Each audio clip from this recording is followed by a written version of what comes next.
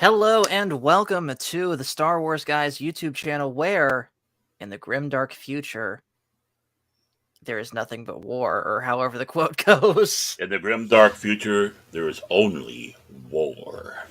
Exactly. But no, for real, welcome to the Star Wars Guys YouTube channel where the Force is family. I am Master Paul, joined by Mr. Baron Orman Tagge, and we're going to be and welcome to, I guess, the first of a new series that we're going to be doing on the Star Wars Guys, and I think Mondays is a good day to have it, called Beginner Series.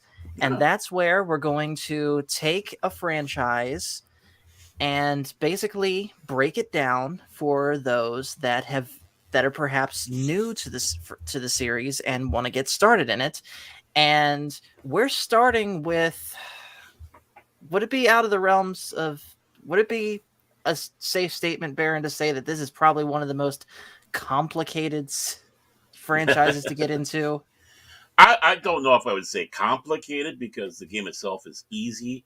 The rules are very simple on how to play it. And of course, I mean, there's all nuances with the armies that you have. But when it comes around to lore, you have lore that rivals, Star Wars, Star Trek, all the others. This is a game that started out in 1987. It's kind of a half role playing game, half tabletop war gaming. It was called Rogue Trader in the day, or Warhammer 40K Rogue Trader, and basically evolved into a full fledged tabletop wargaming system, leaving out the role playing aspects of it all. And then through the years, about 1991 is when you really started seeing it take hold in that fashion.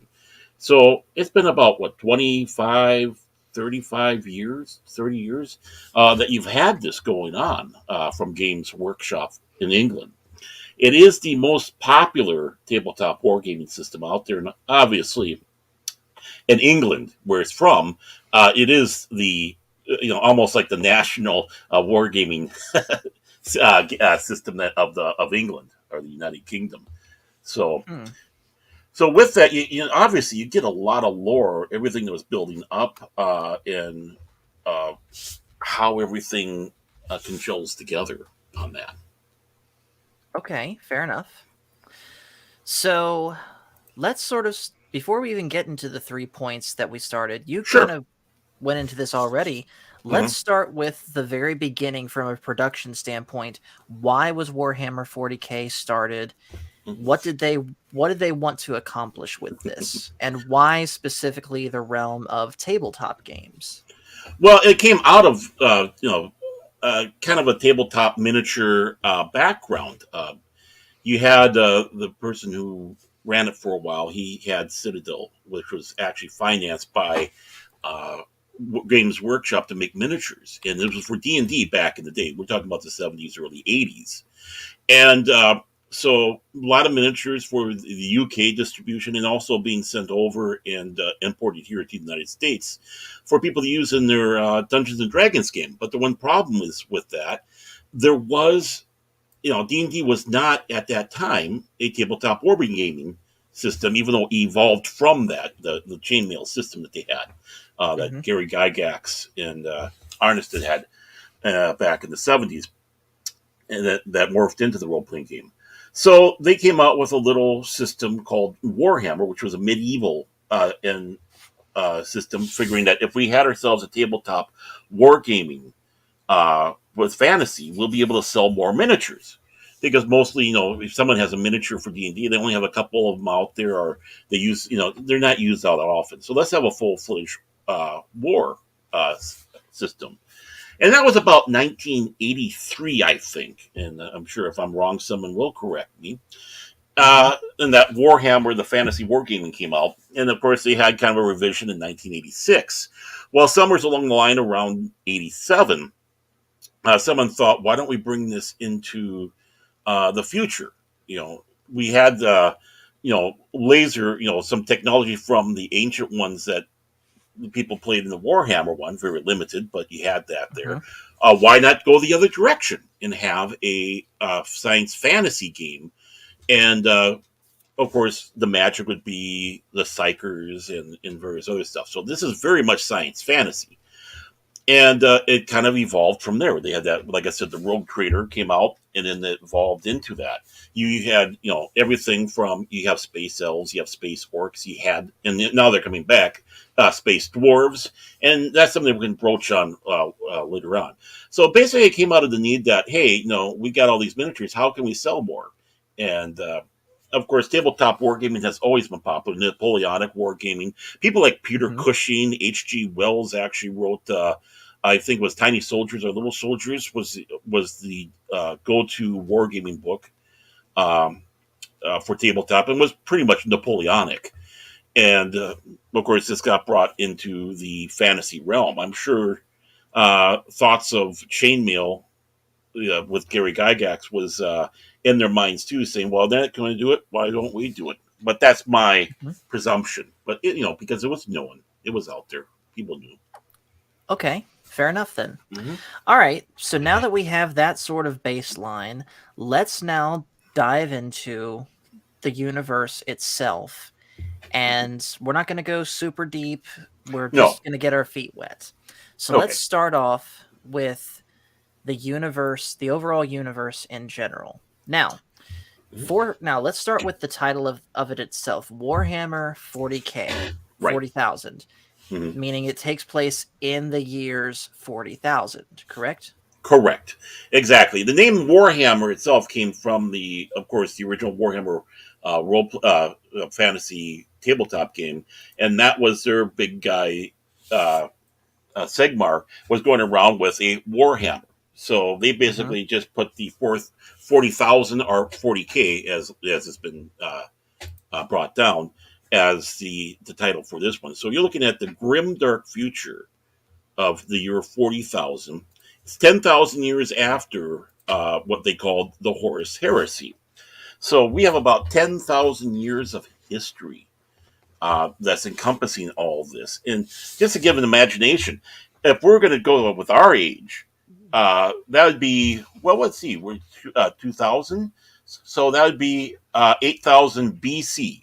So from 8,000 Mm-hmm. BC to now, this is the time span that we're dealing with history in the 40K universe. And it starts out basically the fact that you have the Emperor, and he's what they call a perpetual. He's basically eternal. And there's a few Yes. perpetuals out there. And Which, he's by the been way, for those that are wondering, the Emperor is who's in the background of our stream right now. right, Why he's like that, we'll get into in just a moment.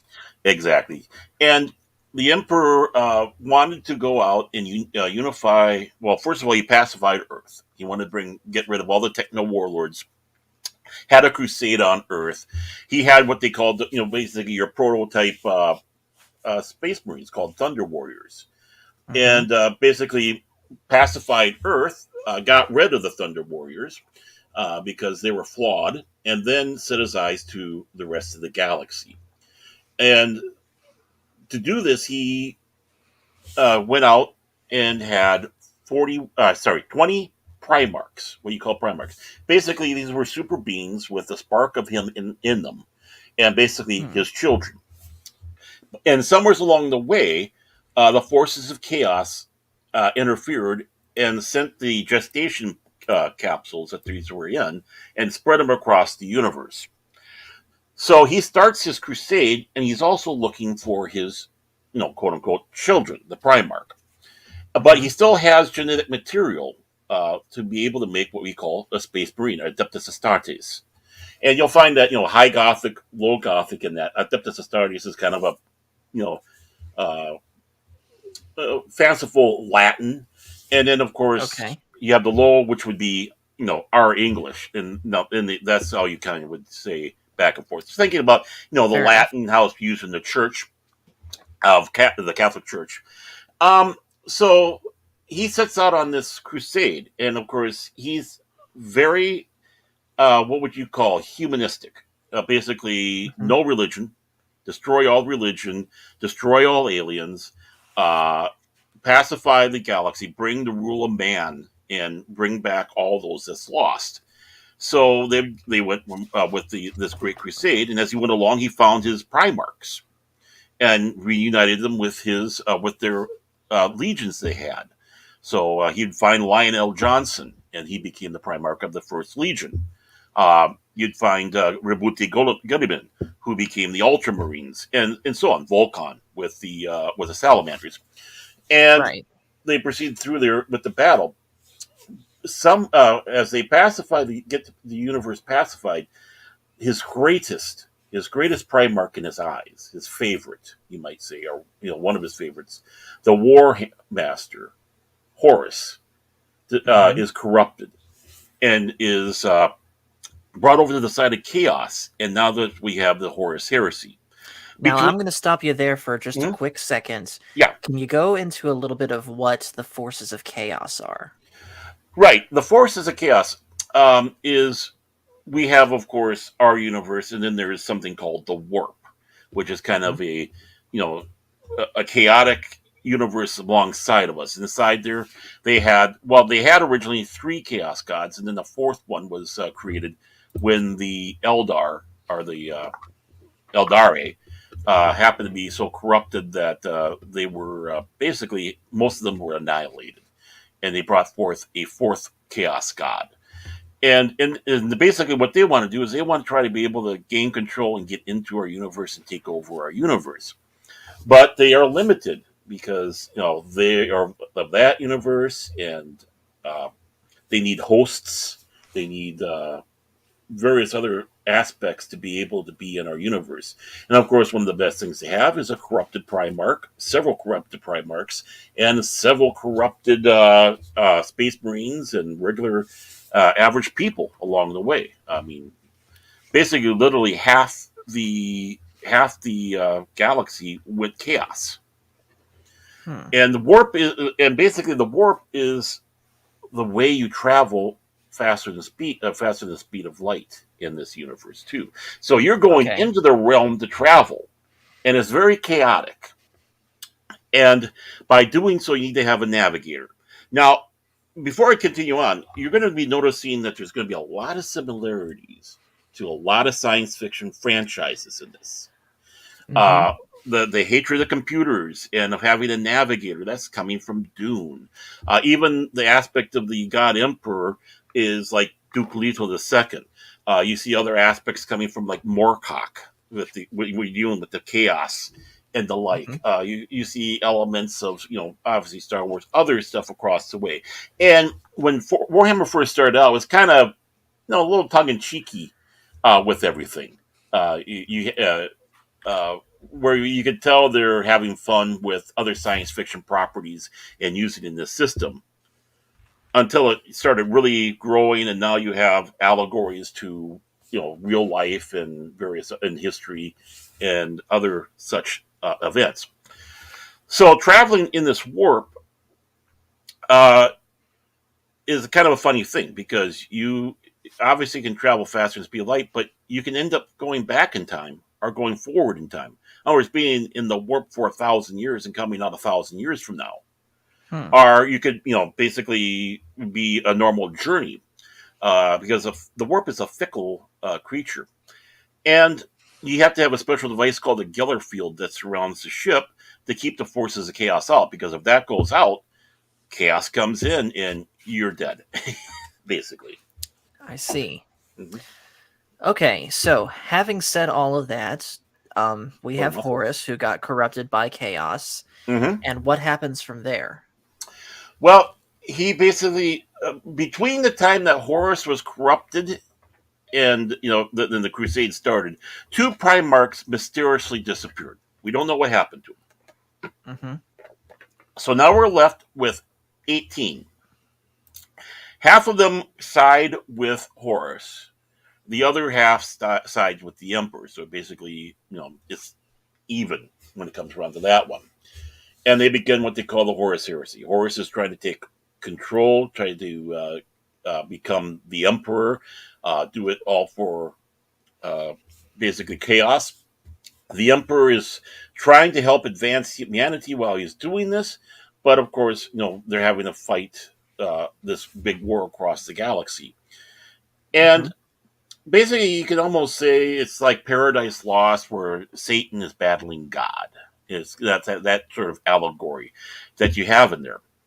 And when the battle finally came to an end on Terra, which of course is what they call Earth, around 31,000 or so, Horus slays one of the Primarchs, Sanguinius, who is the Primarch of the Blood Angels, and goes to battle with his father, the Emperor. And in the battle, the Emperor completely obliterates Horus. I mean, his body's still there, but his soul is gone. There is no hope to bring him back at all because he destroyed the soul. But Okay. Horus hits him psychically, and he's dying. So they bring him onto, and it's the picture behind us, the Golden Throne, which is a life support unit. And from that throne, he sits as the carrion god, as some call him, uh, basically being the light of what they call the Astronomicon. And that's basically a fancy way of saying a lighthouse, setting out this beacon across the galaxy for the astrogators to be able to focus in on so they know where home is so they can sail through the warp. And there he sits for 10,000 years. But here's the one thing they don't know how the technology works, and it's slowly breaking down, and they can't fix it. I see. Mhm. Now, um, what little knowledge that I have of Mhm. Warhammer 40k, of course, comes from the fan-made series If the Emperor Had a Text-to-Speech Device, which, if you guys have not heard of that, I highly recommend it. Not for kids, Um, yeah, not for kids, not at all. And but this, funny. in fact, I would dare say that this whole universe really is not for kids because it gets some dark stuff. Yeah. But one thing that I noticed that I gathered both from this and conversations with a former coworker of mine at my previous job Hmm. is that you said that the God Emperor of Mankind was very humanist, very anti-religion, and Hmm. yet all of his all of his feats and conquests throughout his life leading up to him getting put in the Golden Throne sort of unintentionally led to him being seen as a god by those Hmm. under him, hence the term the God Emperor. So it's kind of ironic that someone that set out to destroy religion ended up becoming the focal point of one. Well, exactly, and that was happening while he was still alive. One of the Primarchs, I believe, was Lorgar, was even writing tracks about how he was the God Emperor, and he was slapped down by the Emperor himself because he wasn't happy about that. And of course, Lorgar eventually went to the side of chaos, so he was became an enemy. There was others that rather humans, average people, that looked upon him and started the cult of the emperor while he was still Mhm. alive. In fact, you get a taste of that with there's a book series called the Horus Heresy. It's about 30 books. I think 33 books in this whole series.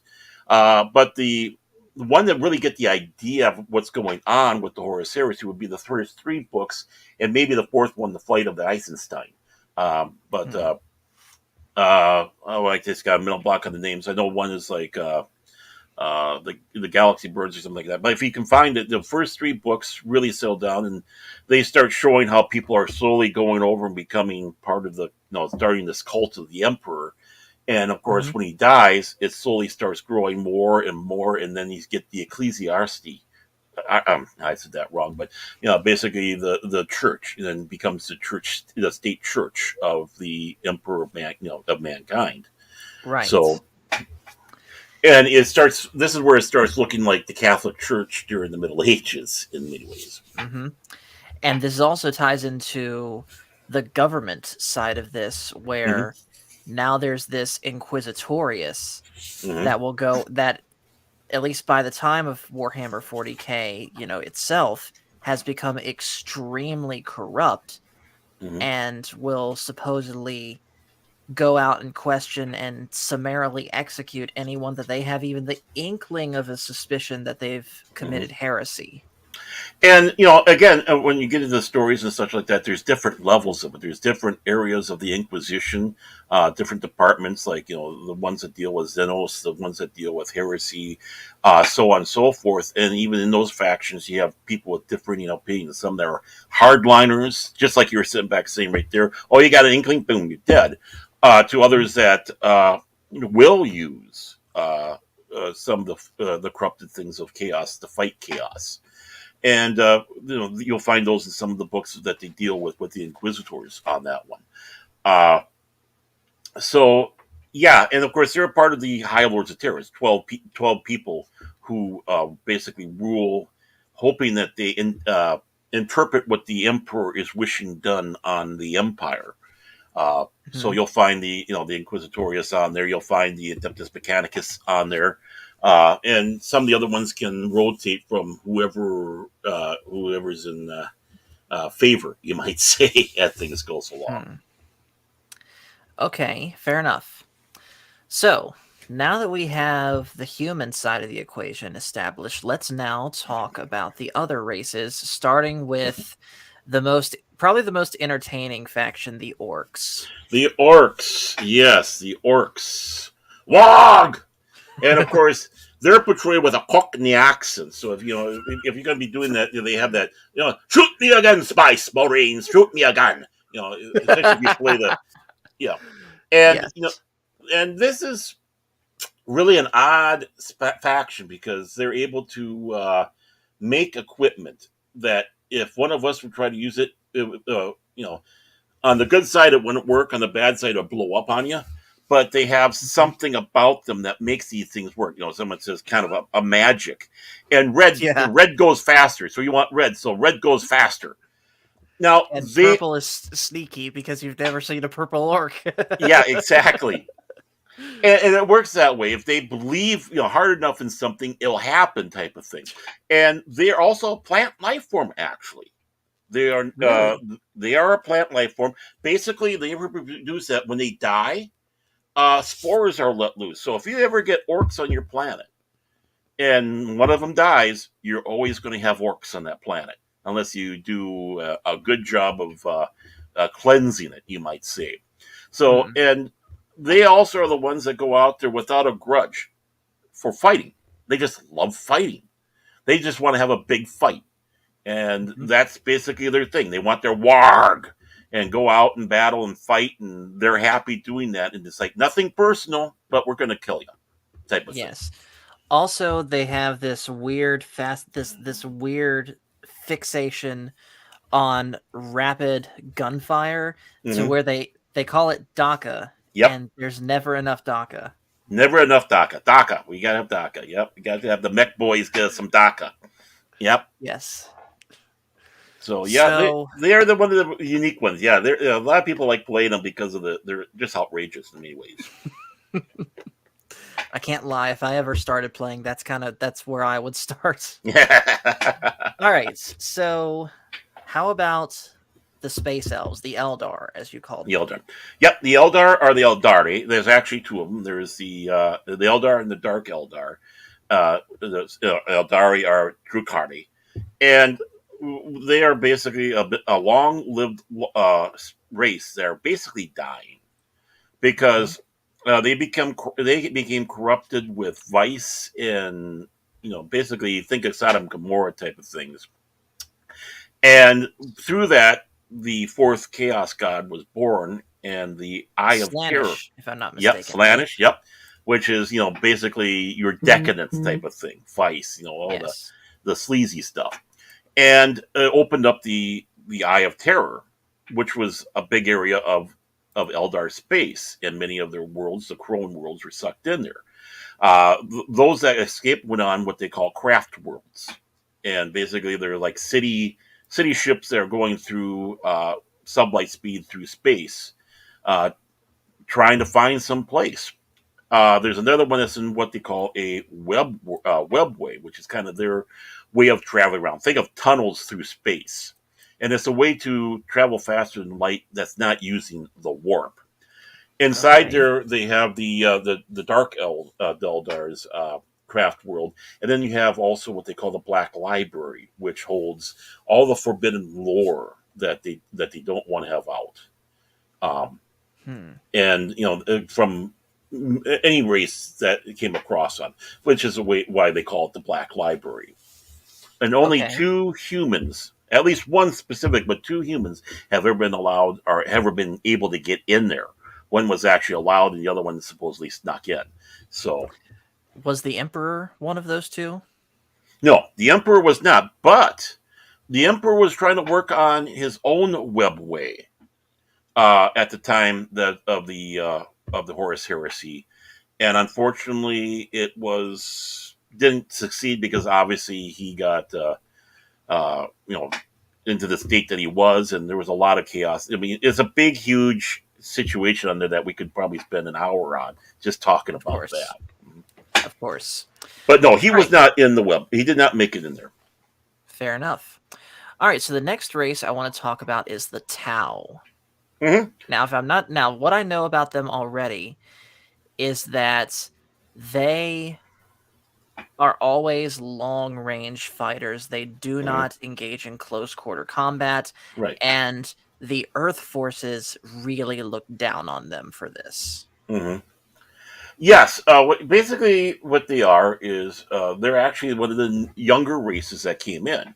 So within this 10-year time period, uh, in 8,000 years, they actually got themselves up to this level. So 2,000 years after the Horus Heresy, they were discovered, but they were left alone because they were just a bunch of primitives and forgotten Mhm. about. And in that 8,000 years, they became basically your mecha, your Japanese mecha type race running around in with all the equipment that they have. They're also the communists the uh, of the Warhammer 40k world because they have their greater good, and their basic attitudes are kind of the same as the Emperor of Mankind or the Empire. Unlike the Mhm. Empire, where they want to go out and exterminate all Xenos or aliens and just take over the planets for the humans, their intent is they'll accept anybody in. They'll go to worlds and say, "Hey, want to join us and join the greater good?" And if they come in, they say, "Okay, fine." And if they refuse, then the invasion comes. So uh, Hmm. that's them, kind of in a nutshell. But yeah, they're the younger ones, and they're growing, they're learning, they're becoming a danger. They have no problems with advancing technology. Okay. And then I think the final race, at least that I know of, is the Tyranids, which I believe the best way to describe them are like the xenomorphs from Alien, right? Right. Yeah. Well, basically, yeah, that's what you're looking at is basically bug hunt material. They like to come in and devour biomass. In other words, they'll come in and just devour a planet, literally of everything on there to advance. And they have their hive fleets. There's at least two or three of them that came in. One of the prominent ones is Leviathan. And they're not native to our galaxy. They came in from another galaxy. And people speculate, well, they probably devoured that one up. Now they're coming to ours to do the same thing. Uh, and they're actually the odd thing about it is they're actually being attracted by the light of the emperor. So needless to say, Really? their path is going to be slowly going towards Terra, and Hmm. so yeah, they adapt. So think of biological Borgs and the fact that they adapt. Uh, they do have a system where they infiltrate with the gene stealers. They'll infiltrate into a society and breed. So they have basically human-looking gene stealers or subspecies of Tyranids that start problems up on a planet before the invasion comes in. So the planet will be in turmoil. And then it's easier for the Tyranids to come in and devour it. Of course. And of course, there's terraforming. So once a world ever gets hit with a Tyranid, it's not quite the same afterwards, even if you win, but at least you're still alive. So, Mhm. yeah, and they're a hive mind. So think of them as a hive mind. If a Tyranid gets away from the hive mind, it becomes a feral wild creature. But while it's part of the hive mind, it's all part of the structure of the attack. Now, Okay. there is another race that we have to talk about that's kind of important. That's called the Necrons. And the Necrons Oh, are yes. Forgot your about them. space skeletons. Yes, basically think of Cybermen, undead skeletons running around space. And it's a species that was struck by another race called the Satan. And they're on a planet basically that the radiation was just destroying them. They didn't live long lives. They had boils, cancerous wounds, all that stuff, always in pain. And they were promised that, we'll go into these bodies, you'll be just fine, and you can help fight this big war. And this is 6 million years ago. There's what they call the War of Heaven, and they agreed to do so. But their essence going in there, many of them became mindless. Their souls were in there, but basically their essence, who they were, wasn't. That only went to kind of the high level Necrons, the Phaerons and the various others below them, the people of importance. Of course. And of course, they have a nanotechnology, so when they get killed on a battlefield, there's a good chance that they can reform and come back. So you think you kill a Necron, and all of a sudden it pops up and says, "Hi," and yeah. And they have a Gauss weaponry, so basically, when they hit you, it basically disintegrates you. It tears your cells apart. So, and they want to basically take over the universe again. Their universe. They look at it as interlopers. They'll wake up. You'll be on a planet and find out it's a tomb, what they call a tomb world, where they've been sleeping all this time, and then they come alive, and now, literally all hell breaks loose. Literally, and. So they're not all awake yet, and some haven't. Some have been corrupted through the time, so they're not exactly in the best working forms. And they are a major thorn in the side. And they're also looking for a chance if they can ever put their essences back into a carbon life form. Okay, but that's not their first intent. They want to get their galaxy back. Right. So, next thing I want to talk about as far as the overall world, and you've already mentioned one of them, and that is the Chaos Gods. Right. So the exact opposites of the God Emperor of mankind. And Right. you put, because you're so far the only one that's put anything in the chat. One of the things you said was blood for the blood god. Yeah. And if I'm not mistaken, that is in reference to one of the Chaos Gods, correct? Right. That's Khorne. Yeah. And Okay. he is basically won the battle, strife, going out there, murder, mayhem, all that fun stuff. And so you get a space marine that's part of that. It's going to be, that's their battle cry, blood for the blood god, and they're going to go in there and make sure the blood flows. That's for sure. Okay. And then another one is Zinch, which he's the smart one, right? Yeah, that's kind of the mysterious, kind of like when you're dealing with mysteries, espionage, stuff like that, secrets. So she'll be something in that aspect of the secretive stuff. And we'll talk Right. about that, Ghost Rider. Don't worry. We will. And also, speaking of that, one of the sort of running jokes with Zinch is everything is all according to the plan, right? Yeah, something like that, exactly. One of the fallen Primarchs is Alpharis and his twin brother, Omegon.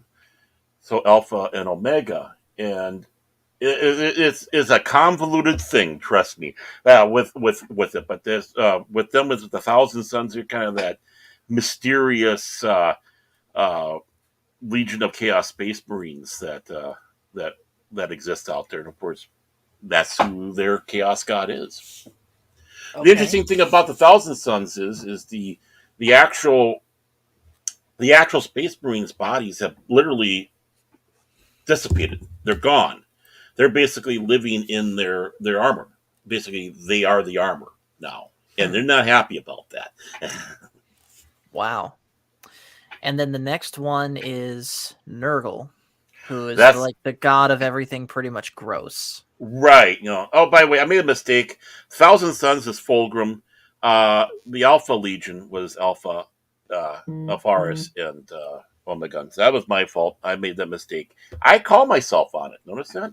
But yeah, Nurgle is basically think of snot, gross, disease, entrails, pestilence. That's him. And yeah, the Space Marines that follow him, their armor is bloated sometimes, and parts of their anatomy is hanging out, and it's disgusting, and you just don't want to deal with them at all. It's just they're probably the ones that I the most. Okay, fair I enough. suppose anybody's got a germ germ issue. That's the one that probably will drive anybody crazy. Howie Right. Mandel, I'm talking about you. And then finally, we have Slanish, which was created in an entirely different way. Where, Mhm. if I understand correctly, it's when the Eldar were fruitful and multiplied far more than they should have. Right, they went Right? into decadence. Yeah, they went into full fledged. They're in a phase of decadence. Others were warning about that. Various aspects of that on there. So that's what you had with Slanish. Uh, with that, And another notable thing about Slanish is, aside from the other Chaos gods, Slanish is the one that is definitively gender fluid. right? Yeah, exactly. All the decadence, all the you never know what you're dealing with, and it can be any vice you can think of. It really can Yep. be. Um, And hello to DJ Ronnie G, who says 40K rocks. it does. It does. Mhm. All right. So with that, before we move on to our next point, one more aspect of the universe I want to talk about, and that is the different factions sort of within the human sphere. So you have the Space Marines, you have the um as you put it here, Adepta Sororitas. Adaptus You serratus. Yeah, you made a joke saying it's the swimsuit issue, but Mhm. let's get into what those are. So basically, you don't have to go through all of them, but the Right. most notable Space Marine chapters and other notable factions within the human sphere. I think the one that is kind of the core one, especially with Games Workshop, is what they call the Ultramarines. We like to call them Mhm. Space Smurfs because they're all in blue, full blue armor, and they have an upside down Omega symbol on their shoulder pauldron.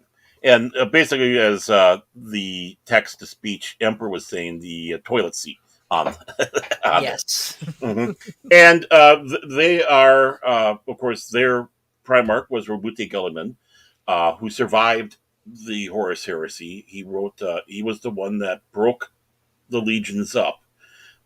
So you can only have 1,000 people per chapter now, and you have all these different chapters out there. This was trying to Hmm. attempt to keep another heresy from happening. That one company, one group has so much power, and he did that in the Codex Astartes. And of course, the Adeptus Astartes is what they are, and that's basically what the rules are supposed to be for the Space Marines to follow. Not Okay. all the Space Marines follow that, though, fully. You have the Right. Space Wolves. Think of Space Vikings, Space Marine Vikings. They run around. Their Primarch was Rus, and we don't know what happened to him. He disappeared into the Eye of Terror, going to try to take out battle with the chaos, and hasn't been seen since. But they obviously, the wolf is very important to them. The Fluthark writings and such. So think of them as space Vikings, and they don't follow the Codex fully. The other Right. one is the mysterious one, and that's the Dark Angels. That's my personal favorite one, in fact. I Hmm. don't have, in fact, While you're looking for that, Ghost Rider says in the chat, my favorite D&D race is the Drow, if I said yep, that right, yeah, and or in Drowardro, Warhammer 40K, the Dark Eldrin. yep.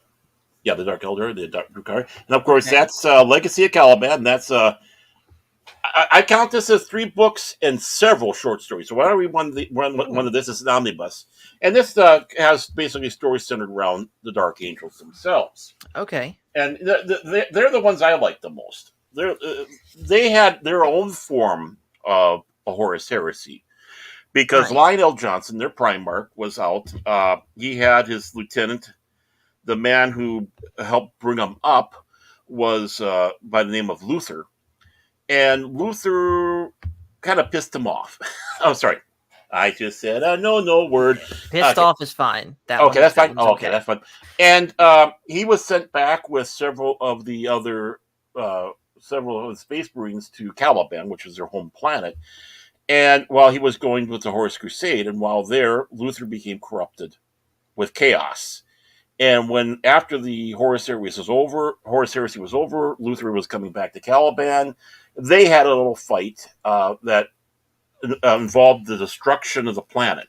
The only thing that was left, really of significance, was what they call the Rock. It was a big, huge piece of Caliban with the castle on it, their stronghold, and then they turned that into basically a movable fortress, and Okay. that's where they hang out. So they can move around with that if they wish. And real quick, DJ Ronnie G says Nurgle offers the best gifts to all followers. You I like don't think tripe? You so. like tripe? That's what you're gonna get is tripe. All right. So, So so those are some of the problem ones. He has the other ones like the you have um, the Crimson Fist. You have the Iron Fist, the Black Templars, the Grey Knights. So there's about 1,000 chapters of Space Marines, okay. and each one has about 1,000 in there of just the soldiers themselves. Now, about pretty much something that every Space Marine has in common is that it's not your average Joe that you can just go and become a Space Marine. No, they are No, bred from birth to become a Space Marine. In fact, if I'm not mistaken, having more organs inside their body than a mhm. normal person would, right? Well, actually, in the beginning of the games, way back when, that was kind of right. Excuse me.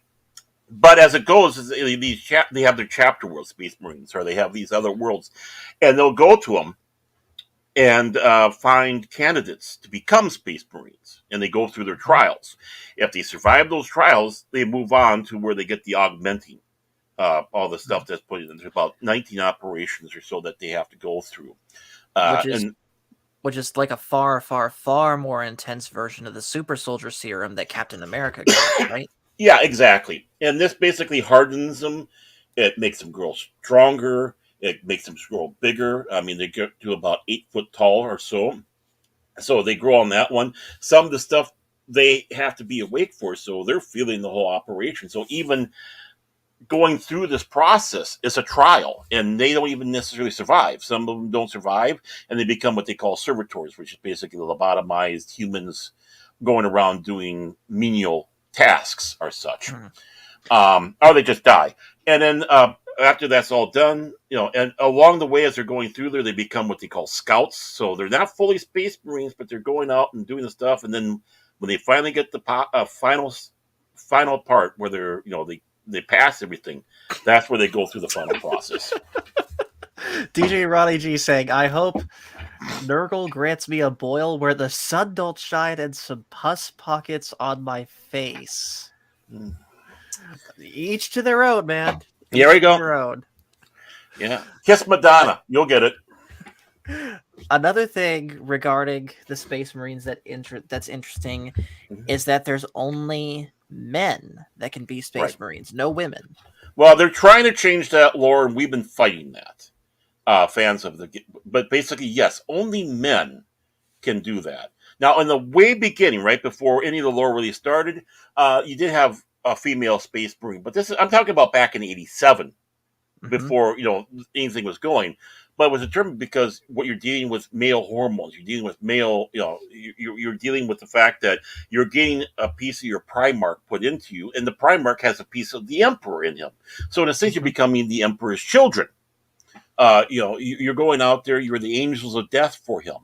So to try to do that with a woman wouldn't work because obviously you need to have those, of course, testosterone and various other things that men have a uh, higher level of than women do. But as they go through this process, they're basically even mentally conditioned to a point that they don't think like us. They are basically they know no fear. The emperor is, the emperor is the emperor. They fight for the emperor. They fight for the Primarch, or the memory of the Primarch, and their loyalty is sometimes genetically even reinforced inside of them. Hmm. So that's what you have with that. Now, what counters that is, again, one of my favorites also. And I was talking about that before. That was the Adeptus Sororitas. And that is a group of women warriors that they have in 40K. They're armored. They go out. They love to burn things. You actually have two branches. You have the militant and you have the non-militant. The non-militant does stuff like like nurses and such. Think of nuns going out, Mother Teresa type, but Mother Teresa who's not afraid to pull out a gun and blow somebody away. Then you have Okay. the Sisters of Battle, which are the nuns with guns, and you have different orders along there. You have the Martyred Lady, the Bloody Rose, and such. And what I find superior about the Sisters of Battle is they're just normal. They're just normal people that are in Hmm. these power armors. They have no augments in that. They have nothing that comes along there. Their faith, their everything is them. They're fanatical. There's nothing that's been Hmm. changed about them. And yeah, space Amazons. And in some ways, I find that even superior over. So anyone who's whining about no female space marines, well, we have the Sisters of Battle. If we can't accept that, all you want to do is just change the game. That you just want to, you're And just not and happy. and let me guess, those of a certain crowd are the ones that want to change the game, right? Oh yeah, yeah, you have them in there. The ones that like to have pronouns and such like that. And there's people who are prominent in the Warhammer uh, uh, community, I suppose, that are for that. And even Games Workshop, unfortunately, is a little wishy washy. But as it goes, we don't want to have female space marines. We have something even better. And I was always a proponent. I mean, for the Sisters of Battle, they finally got their plastic miniatures that came out and their own codex. And it's like, okay, now you can kick butt. Now the big difference is the Astartes, Adeptus Astartes, don't necessarily believe the Emperor is God. He's their father, but they don't necessarily hold him to a level of God. Hmm. The Sister of Battle, he's God. And sometimes there can be friction between the two. They don't necessarily work well together. Okay. Fair enough.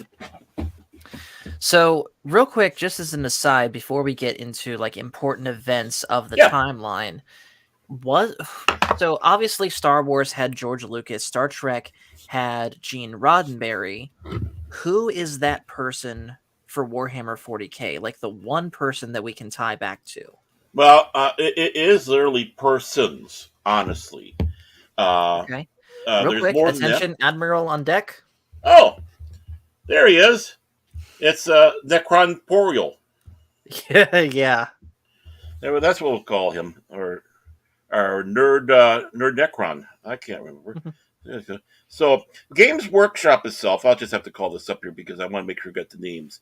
It was Okay. founded back in 1975, and there were three people that started. It was John Peake, Ian Livingstone, and Steve Jackson. And don't confuse Steve Jackson with the American role play game guy that has Steve Jackson's games. They're two different Mhm. people. And they basically started up Games Workshop and bringing this forward. I think the one person you could probably say that really shot Warhammer forward was someone who was got a start with Citadel Miniatures, and Okay. was basically kind of a subsidiary. Now it's fully in with Right. Games Workshop, And real and that quick, oh Nerdporial saying in the chat, I have no idea what this is.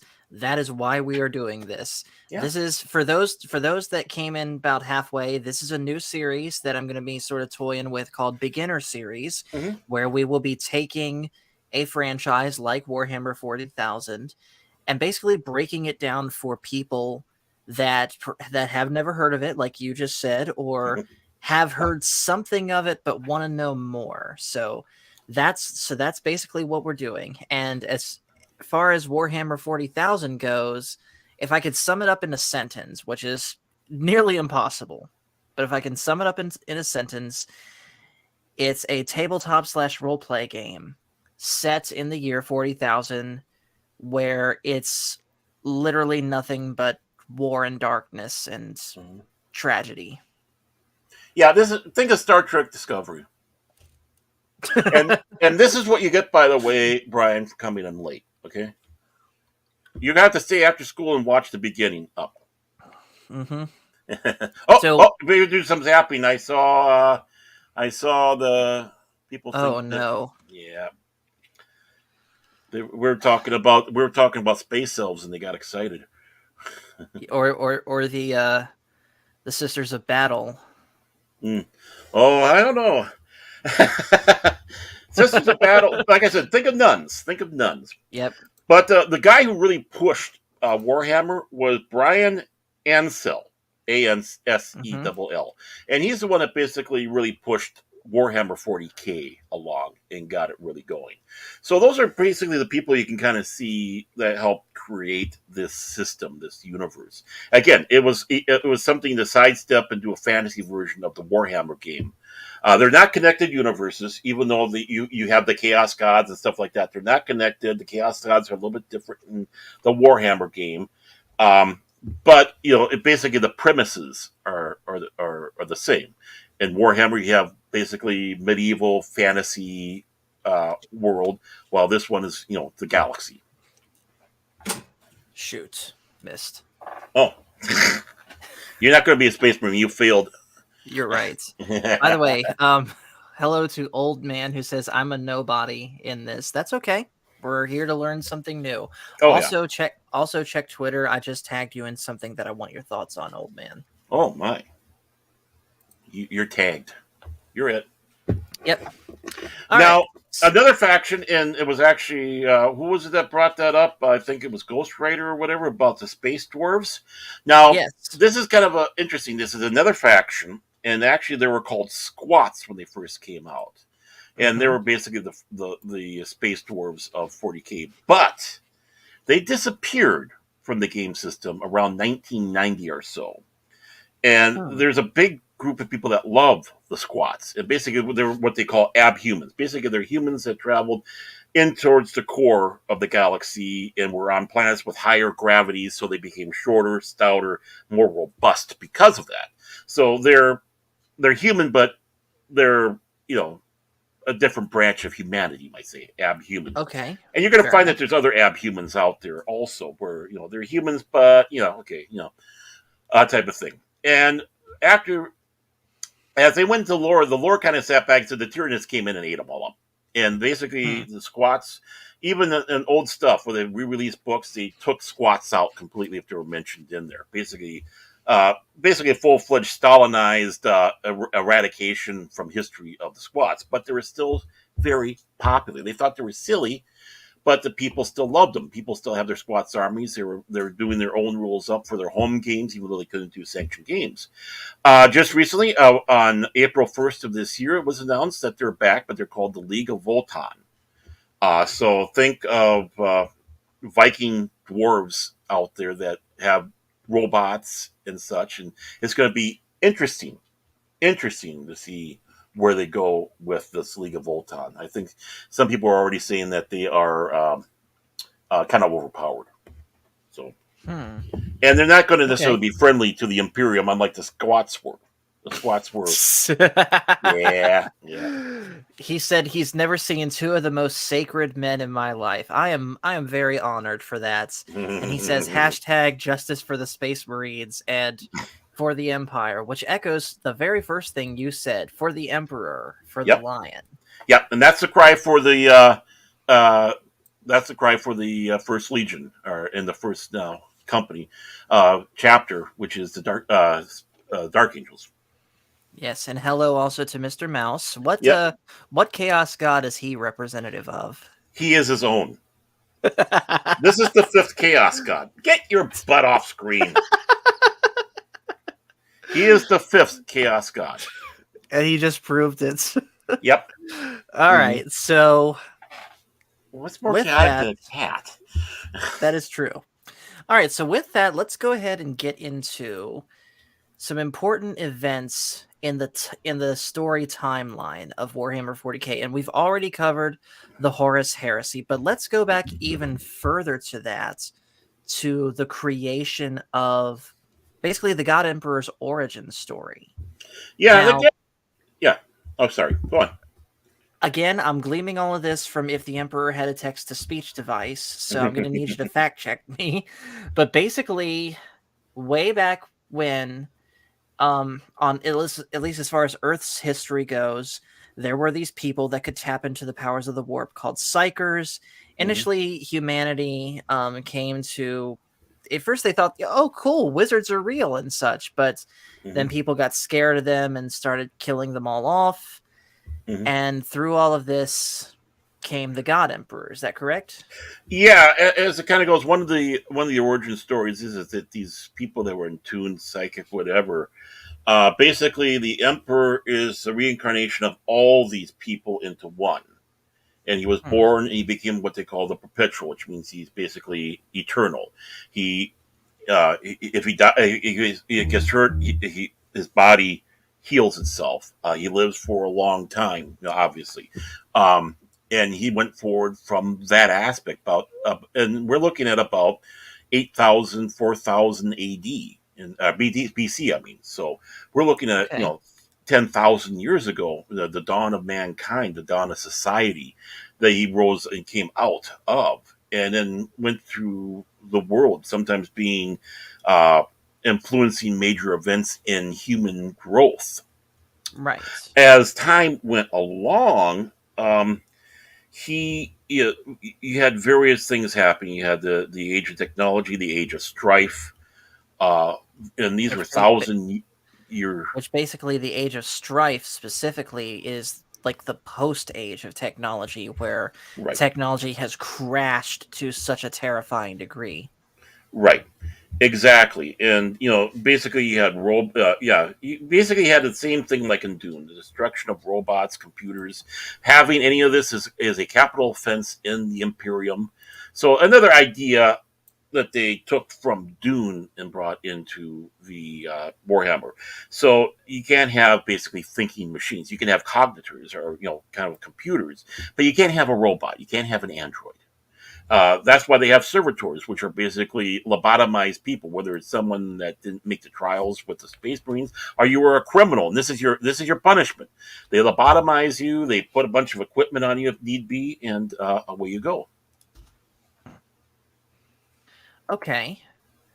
So that all, of course, leads up to the God Emperor, becoming who we ultimately know him to be. Then the Horus Heresy happens, Hmm. and the God Emperor is put on the Golden Throne. So, what major events happen in the years after that?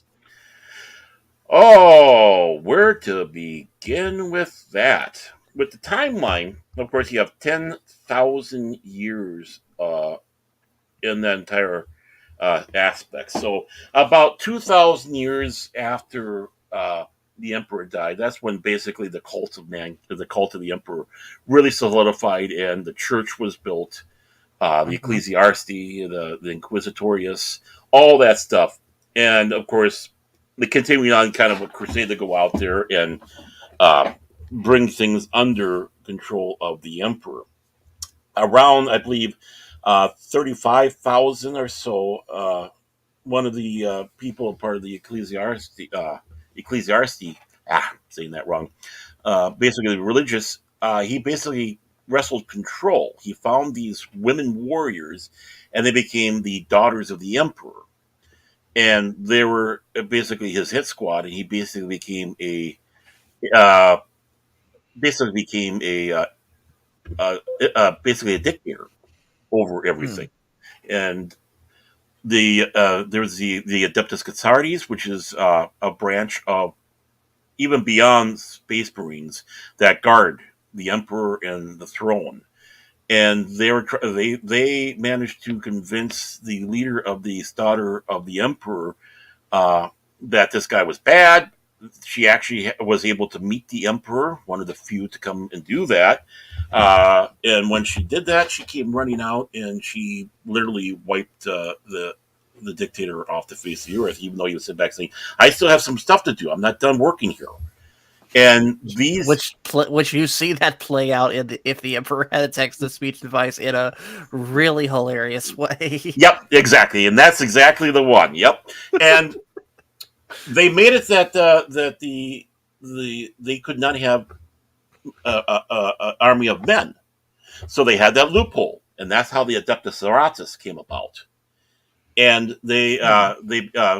they continue on after that. So, like I said, you have the Sister of Battle, you have the other branch, and there you go. That was one of the major things there. You had a reformer by the name Sebastian Thor. He basically was trying to reform the empire along the way. So you can kind of look at him as kind of the reformer, kind of a Luther, a Calvin, something like that in the 40K world.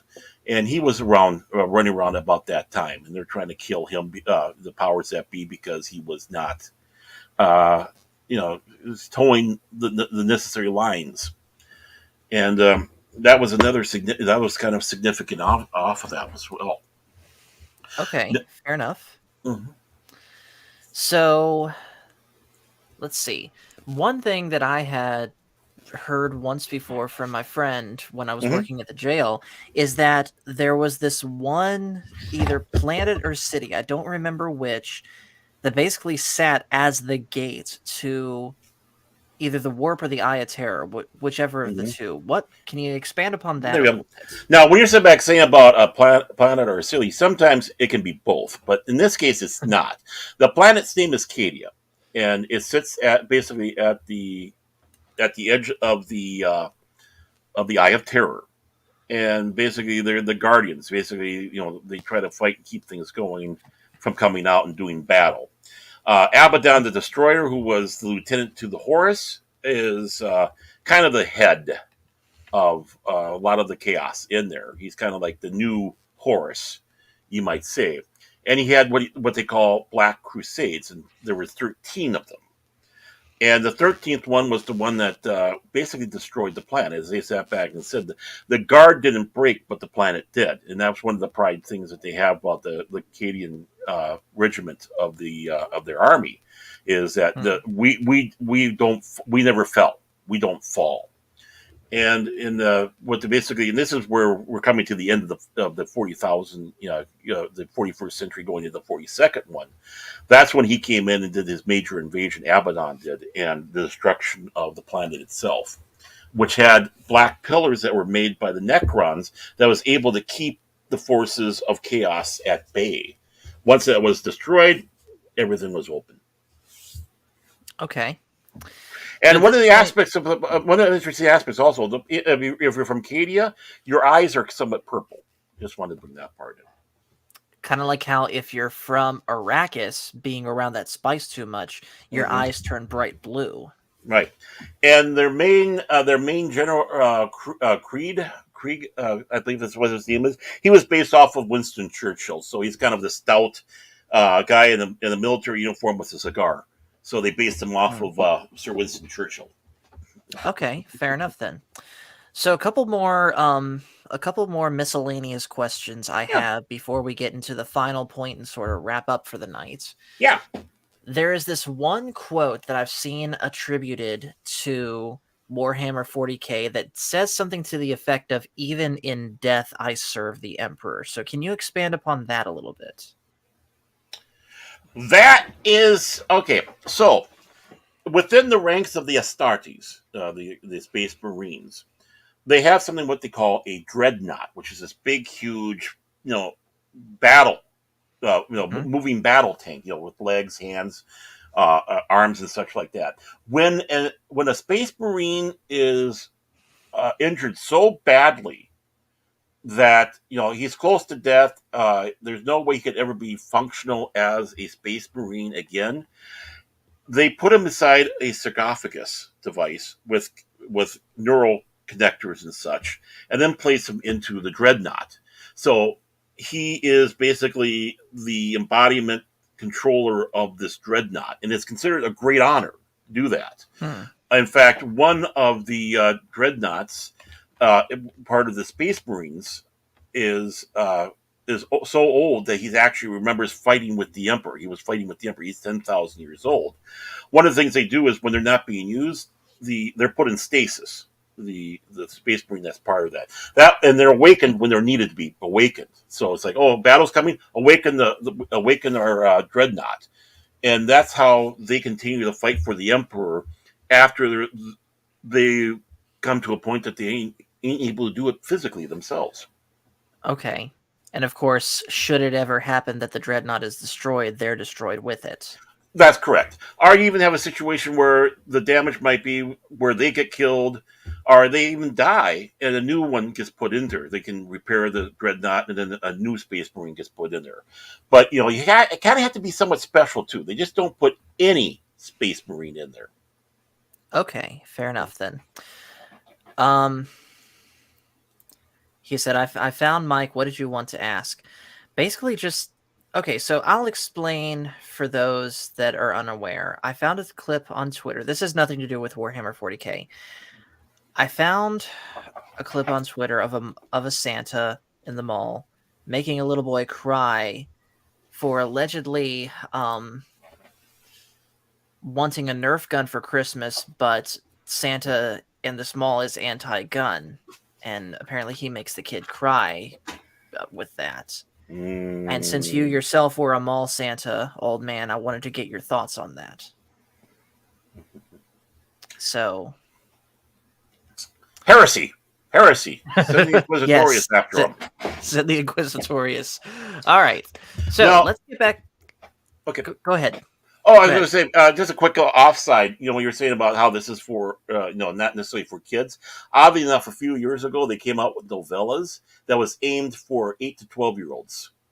Really? Yeah, I have no idea what it fully encompassed, but it's basically kids living in the Warhammer universe, and obviously they can't go full grim dark with No, that. they can't. But it's That's but I guess it's kind of like doing a little dime bag for these kids. But I've seen a lot. I've seen people, 10, 12, going out there making the miniatures and working on them, and they love it. They love it. and more power to them as far as Yeah. I'm concerned. If Hmm. if their sensibilities line up with that. Yeah. So let's go back to the Space Marines for a Yeah. moment. Hmm. And there's not Space Marines that basically Space Marines don't just fight for the Imperium of Man. There are also some Space Marines that have fallen to chaos. Hmm. So explain how that works. Is it where if their Primarch falls, they fall too? Do some fight against their Primarch? What's going on with that? Not necessarily the case of where if the Primarch goes, they go. In fact, with the first three books of the Horus Heresy, they detail that even within those legions that turn chaos, there was a division. There are those that Mhm. wanted to that sided with Horus, and there were those that still wanted to fight for the Emperor. And of course, there was major battles being done on that. Um, in the case of the Dark Angels, a large portion of I was going to say half, but it might not even be half, but a large portion of their Space Marines turned to chaos, even though Lionel Johnson didn't. And when the planet ripped apart, the forces of chaos spread all the what they call the fallen angels or the fallen throughout time and space. So they went into the warp, and some appear like in the year 40,000, but it's like a day later for them, are such. Now that's because of that. The Dark Angels are so paranoid; they don't want this known because they fear that if it's known that a portion of them went chaos, that they'll be exterminated. So Mhm. it's one of the big top secrets about it. And as you progress in the Space Marine and the Dark Angels, you start learning more and more of the secrets. But it's all secretive and there's lies. It's very convoluted in that way because they don't want they want to fight for the Emperor, but they don't want to be exterminated. And one of the main goals is to find the fallen. If you can find the fallen, bring them back, let the chaplains try to extract a confession out of them, and then give the Emperor's blessing. And Mhm.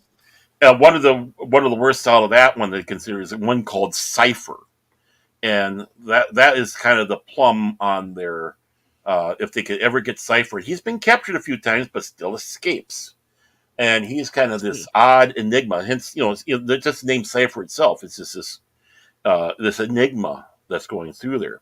Luther was saved, and only the chapter master knows that he is kept in the center of the rock in a stasis field. and they'll come down.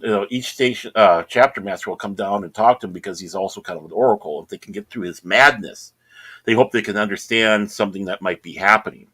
And so he's sitting in the center. The other big secret is with that chapter is you have these entities called the Right. Watchers in the Dark, and they look like little Jawa type creatures going around. No one knows what the heck they are. They're still, even to us, they're still a mystery. They're just there.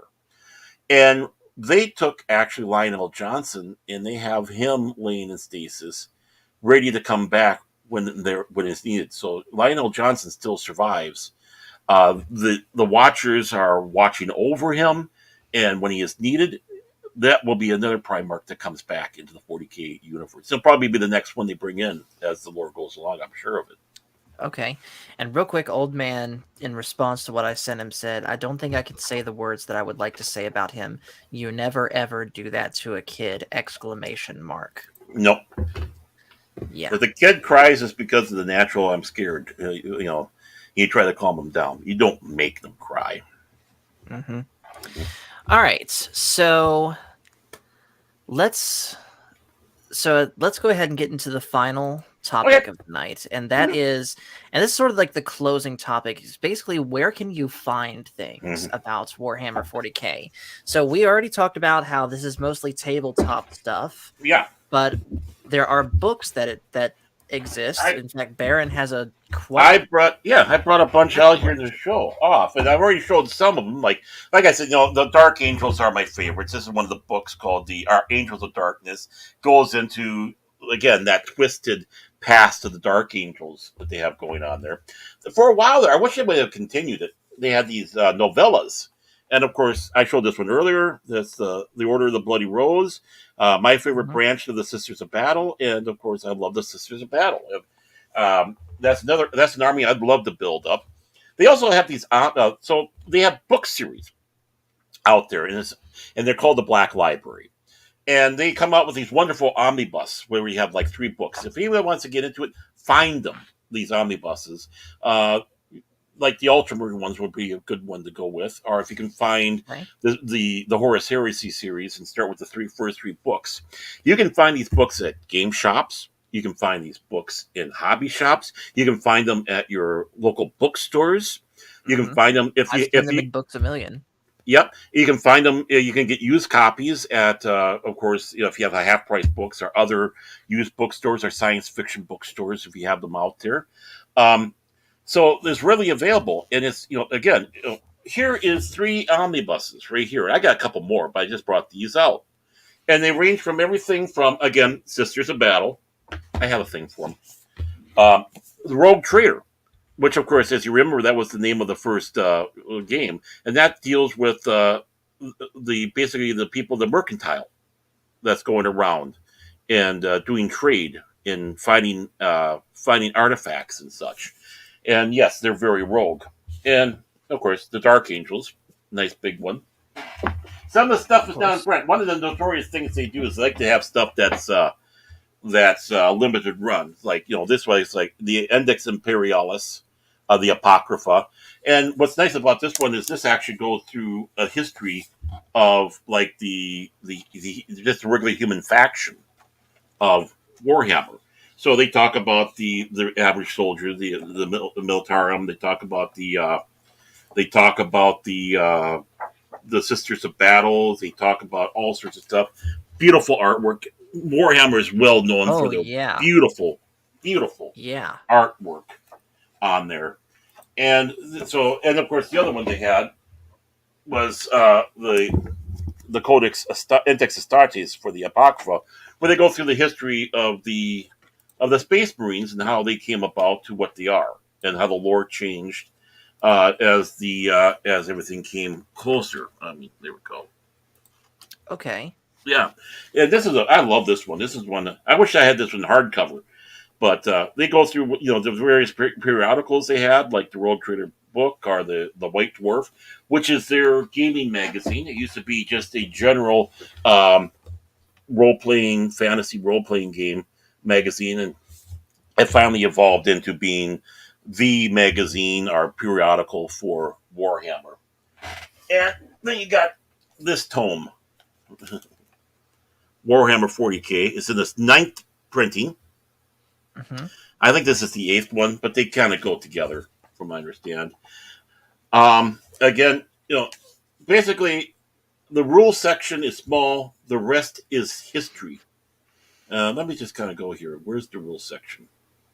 Real At quick, the end. DJ Ronnie G says, I listened to Black Library audiobooks, Mm-hmm. which I believe is where the Eldari hide some books. Right.